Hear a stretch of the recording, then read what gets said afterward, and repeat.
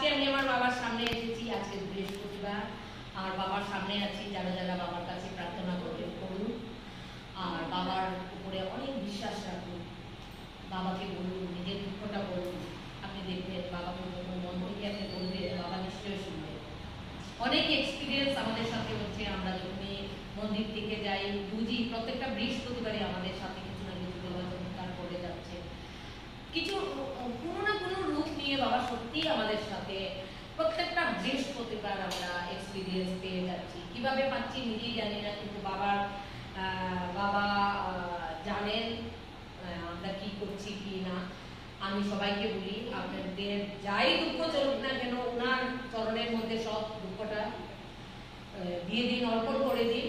আপনি দেখবেন দুঃখ নিয়ে আপনি যতটুকু চিন্তা করবেন ততটুকুই আপনার নিজেরই শরীরটা খারাপ হবে, তার থেকে বেটার হবে, তার থেকে অনেক ভালো হবে। বাবার চরণের মধ্যে সব দুঃখ প্রণাম করে বলে যান যে বাবা, যদি সামনে মন্দির থাকে তাহলে মন্দিরে যাবেন, যদি মন্দির না থাকে নিজে করে বাবাকে ছোট মূর্তি হোক, একটা বাবার ফটোই হোক বসিয়ে বাবাকে কিছু না, আপনি নিজে একটু জল ঢালিয়ে বাবাকে স্নান করিয়ে, যদি আপনার খাওয়ানোরও ক্ষমতা না থাকে তাহলে ধূপকাঠি একটা জ্বালিয়ে বাবার কাছে এক গ্লাস জল দিয়ে বাবাকে সেবা করে দেন। আপনি দেখবেন আপনি কিছু দিতে পারছেন না, শুধু এক গ্লাস জল দিচ্ছেন, সেটা দিয়ে আমার বাবা অনেক খুশি। কিন্তু আপনার মনের ভক্তিটা, মনের অন্তরের শ্রদ্ধাটা, এটাই বাবা খুঁজেন। আপনি কিভাবে কি মন দিয়ে ওনাকে পূজা করছেন বাবার কাছে এসে। আমি সবসময় এটাই বলি আপনাদেরকে, একদম নিষ্ঠাভাবে ওনার সেবা করে যান, মন থেকে সব কিছু ছেড়ে দিন। নিজের ছেলের প্রবলেম, মেয়ের প্রবলেম, বাড়িঘর নিয়ে প্রবলেম, টাকা পয়সা নিয়ে, অসুস্থ, চাকরি, বিয়ে হচ্ছে না, বাচ্চা হচ্ছে না, সব কিছু যত সব সমস্যা সব ওনার চরণে ছেড়ে দিন। আপনি দেখবেন আমার বাবা শুনবেন।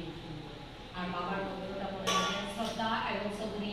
শ্রদ্ধা সবুরি এই দুটা। শ্রদ্ধা তো আমরা বাবাকে সবাই করি, ভক্তি তো সবাই করি, কিন্তু ধৈর্যটা রাখতে পারি না।